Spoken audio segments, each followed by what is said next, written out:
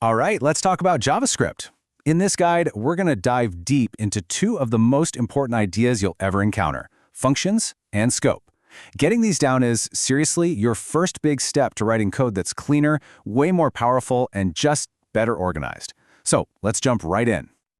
You know when you're using a really slick app and you just wonder, how does it do all that? How does it remember things or do the same task again and again without the code just turning into this giant tangled mess? How does it all stay organized?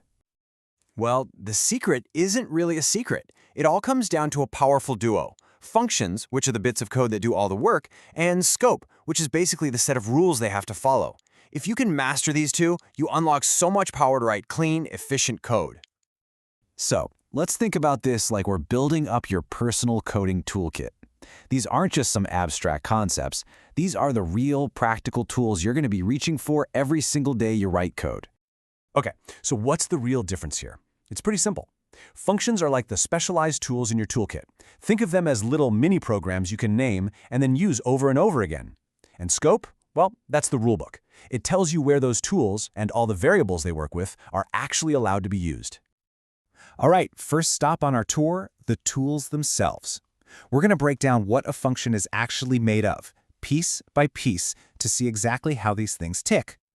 So, what is a function, really?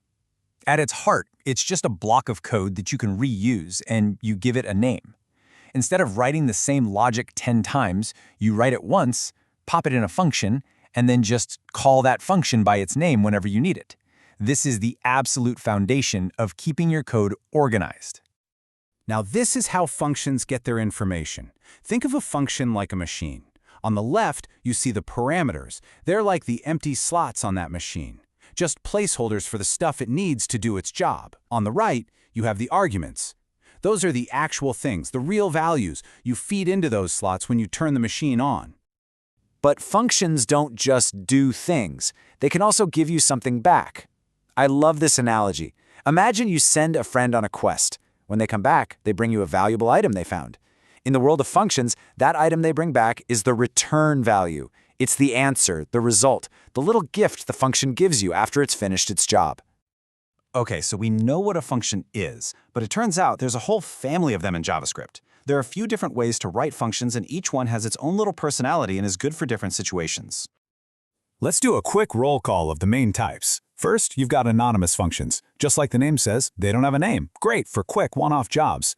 Then there are function expressions, which let you store a whole function inside a variable, super flexible. You'll see arrow functions everywhere. They're the modern, short, and sweet way to write functions. And finally, these things called IIFEs. They're special. They run the instant you create them, which is really useful for keeping variables from messing with the rest of your code. All right, we've got our tools. Now we need to understand the rules of the world they operate in. This is where we get into scope and this other quirky thing JavaScript does called hoisting.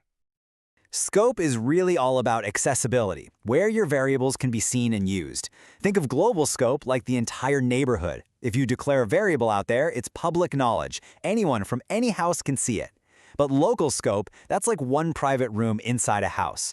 Any variables you create inside a function are local to that function. They can only be accessed from inside that room. And you know this whole room versus neighborhood thing leads to a really common trap for developers called shadowing. This is what happens when you create a variable inside a function, inside a room, that has the exact same name as a variable in the global scope, out in the neighborhood. The one in the room will shadow or hide the one outside, which can cause some seriously confusing bugs if you're not paying attention. Next up is hoisting. This is a neat kind of magical thing JavaScript does behind the scenes. It's like the crew on a stage setting everything up before the play even starts. JavaScript hoists, or moves, all of your function declarations to the very top of their scope. This means you can actually call a function before you've technically written it in your code. But, and this is super important, this trick only works for function declarations, not for function expressions. But a quick heads up here, with the newer let and const variables, things are a little different. They get hoisted too, but they enter something called the temporal dead zone. It's a fancy name for a simple idea. The variable exists, but you can't touch it until the line of code where it's declared. If you try, you'll get an error. That's why it's always a good idea to just declare your variables at the top of their scope anyway. Okay, you've got the fundamentals down. Now let's get into the really cool stuff. The magic that functions and scope make possible. We're talking about closures and recursion. First up, closures. Now this one can feel a little bit like a brain bender at first, but it's amazing.